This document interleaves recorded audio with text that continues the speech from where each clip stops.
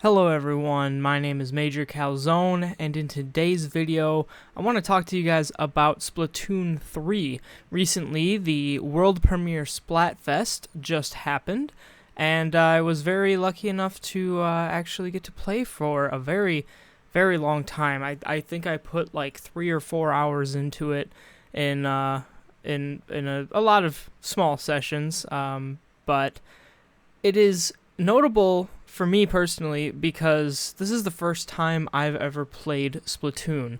I was not around really in the Wii U era. Like everybody else in the world, I did own a Wii, but from the time of like the Wii kind of going into the Wii U, I really didn't play a lot of Nintendo games. I was very much on my Xbox all the time playing things like Call of Duty or Halo or Gears of War, whatever. Which has led me to be very familiar with shooter games. I obviously have played a lot of COD, played a lot of Halo growing up, Gears of War, like I said. Just pretty much any shooter game you can think of, I've probably played it. And so when I kind of first heard about Splatoon, I remember feeling like, okay, Nintendo's coming out with a shooter franchise, and it's not about getting kills or, capturing objectives and stuff like that. It's just about throwing paint all over the map and covering the map in your color, where the enemy team has to cover more of the map in their color. And that was about all I knew. Like, I had seen gameplay here and there. I had seen the Inklings in Smash Brothers, and eventually Mario Kart 8, and things like that. But I never had the opportunity to play Splatoon, and I wasn't much of a Nintendo fan until like the last year and a half or so, coming into 2021 anyway.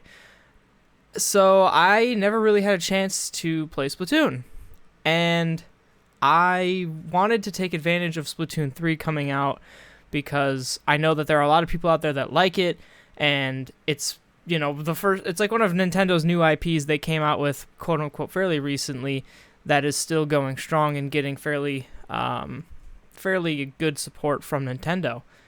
And so when the world premiere Splatfest was announced, I was like, okay, let's do it. Let's hop into it. And I downloaded it, and I hopped in literally minutes before the servers went live. I think they were going to go live at 11 my time, and I was walking around the city. I forget what it's called. I was walking around the city at like 10:55, just waiting for the matches to open up and to actually start playing. And while the footage you're probably seeing on screen now and have been seeing throughout this intro is me walking around the city, it didn't look like this when I first started up the game, but I will say that I was kind of blown away by how beautiful it looks. And being able to see other players, like avatars, kind of sitting around and seeing their little picture drawing things, I'm not even sure what they are, but to see people drawing things that are super funny. I know there was one that I'll probably put a screenshot of it right now. But it's like, if your girl is straight, then why is she on Team Scissors? And I love that little drawing of the squidling or whatever they're called, like thinking about it. It's like, it's stuff that I honestly wasn't expecting to somehow get past Nintendo, but maybe the censorship isn't as strict since this is like a one-day event thing. But yeah, I hopped in and I just kind of walked around. I took in the sights and the sounds, and I was blown away. I really loved it. And then everything opened up. I picked Team Rock, so, shout out to Team Rock for winning the very first Splatfest in Splatoon.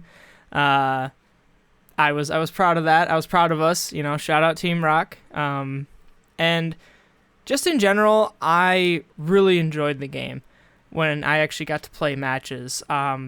Every weapon felt distinct and different. I kind of got the sense that there were some weapons that were more for splatting other players, like slaying, and there were other weapons that were better for covering the map. You know, like you have like the rollers, which are really fast and cover a lot of area, but they're very CQC and you can't really splat players with them, versus something like the Splatter Shot or the End Zapper 85 that shoots pretty decently far and pretty fast, but it can't really cover an area of the map. So again, I'm not a Splatoon expert. I've only played this Splatfest, but I kind of got the idea that maybe it would be good on a team to have a couple people dedicated to just covering the area and a couple people dedicated to just going for kills and trying to keep the enemy in their spawn or whatever. But it was very fun. I loved the casual nature. I loved being able to experiment with different weapons and different, you know, outfits and fashion and stuff like that. The music was wonderful. The sound effects in the game were great. And it was really... The shooting was very interesting because coming from a shooter background, I'm so used to, you know, pinpointing on my target and taking them out with a laser beam rifle and blah, blah, blah. Whereas playing Splatoon is a lot just like throwing it. You're just throwing paint everywhere, you know? And it's not entirely accurate, but it can be if you stop shooting. You get really close, and every character, every weapon has a sub-weapon and an ultimate move that really helps shake things up, and I loved it. I had a very good time.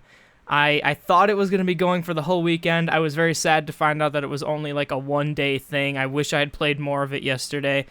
But I'm definitely going to be picking up the game now on release, and I'm very, very much looking forward to it. So let me know in the comments down below if you got to play in the World Premiere Splatfest.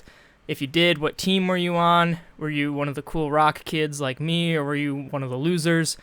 Let me know in the comments down below. And yeah, if you enjoyed, feel free to drop a like on the video. Subscribe if you'd like to see more from me. And as always, remember to take breaks, drive safe, and get plenty of rest. I hope you all have a wonderful night. Goodbye.